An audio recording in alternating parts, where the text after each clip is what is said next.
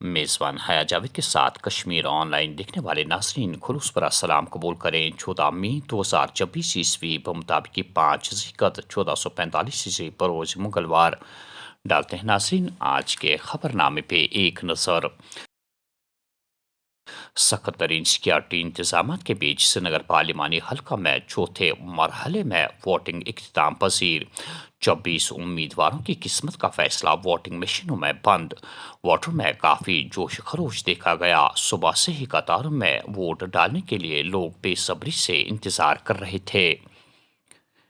लोकसभा इंतखाबात में 1999 में सबसे ज़्यादा शरह 40.94% थी और आज 1999 के बाद वोटों की शरह 36.58 रिकॉर्ड की गई। चीफ इलेक्टोरल ऑफिसर उधर श्रीनगर के जिला तरक्याती कमिश्नर ने चीफ इलेक्टोरल ऑफिसर के बाद फौरी प्रेस कॉन्फ्रेंस बुलाकर वादी में वोटों की शरह फीसदी पर इत्मीनान का इजहार करके वादी के लोगों को मुबारकबाद देते हुए कल के इंतखाबात को एक बेहतरीन जमहूरी अमल से ताबीर किया।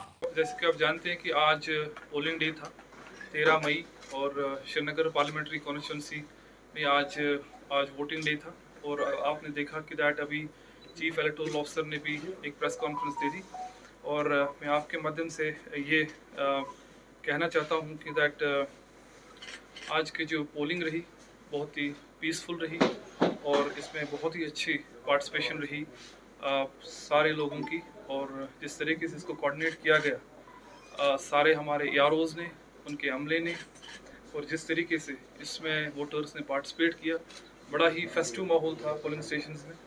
आज आपको पता है कि दैट बहुत सारे लोग हमारे साथ थे। आज हमने बहुत सारे पोलिंग स्टेशंस का विज़िट किया और उसमें हमने देखा कि दैट कैसे लोग बढ़ चढ़ के पूरे फैमिलीज़ के साथ इनफैक्ट बच्चे भी देखने को मिले कि पोलिंग स्टेशन में पूरे खेल रहे हैं उनके कंपाउंड में और एक बड़ा अच्छा माहौल था और मौसम ने भी साथ दिया और इसकी इन सब चीज़ों की वजह से आज हमने देखा कि दैट बहुत सारी चीज़ें हिस्टोरिक हो गई पार्लियामेंट्री कॉन्स्टिट्यूंसी में। जैसे कि आप जानते हैं हमारे पास जो इस वक्त फिगर है वो टेंटेटिव है जो कि 6 बजे की है। उसके बाद जो एंड ऑफ पोल है उसमें कुछ फिगर की और भी बढ़ती है जैसे कि आपको सीईओ साहब ने बताया। पार्लियामेंट्री कॉन्स्टिट्यूंसी की जो फिगर है वो 36% है वोटिंग हुई है and this is second highest voting percentage since 1989। Jammu Kashmir में गुज़श्ता 5 सालों के दौरान तशद्दुद में काफ़ी कमी आई। हम पूरी उम्मीद है कि पार्लियामेंट में जाकर अवाम की नुमाइंदगी करेंगे। वहीदुर्रहमान पर्रा वोट बंदूक से ज़्यादा ताकतवर, हमें तब्दीली के लिए वोट डालने निकलना पड़ा। लोकसभा इंतखाबात में पहली बार वोट डालने वाले नौजवानों का इजहार ख्याल। पानी, बिजली और सड़क की खस्ताहाली के मसाइल बुनियादी, बेरोजगारों को रोजगार मिलना चाहिए। मकामी नौजवान इंडिया अलायंस के लीडरान पाकिस्तान की न्यूक्लियर पावर से खौफजदा मुल्क जो आटा के लिए भीख मांग रहा है वो क्या हमें डराएंगे? गुज़श्ता 10 सालों में हमने जो करके दिखाया वो करने की आज तक किसी में हिम्मत नहीं हुई। राम अपने मंदिर में आया, खवातीन को हुकूक मिले और गरीबों की दहलीज पर उनको खुशियाँ मिली और हर एक को मकान मिला। एक वक्त में तशद्दुद के लिए खबरों में रहने वाला कश्मीर अब अमन का गहवारा, सड़कों पर सयाह और हर घर तिरंगा शान से लहरा रहा है। वज़ीर आज़म नरेंद्र मोदी पाकिस्तानी ज़ेर कब्ज़ा कश्मीर हमारा हिस्सा, जल्द ही इस पर कब्ज़ा ख़त्म करके भारत के साथ मिलाया जाएगा। अगर रिकॉर्ड की बात करें तो पिछले 5 सालों में हमारी एक बड़ी कामयाबी दफ़ा 370 पर थी। कांग्रेस वज़ीर आज़म नरेंद्र मोदी को उन गलतियों के लिए जवाबदेह ठहराती है जो जवाहरलाल नेहरू ने की थी।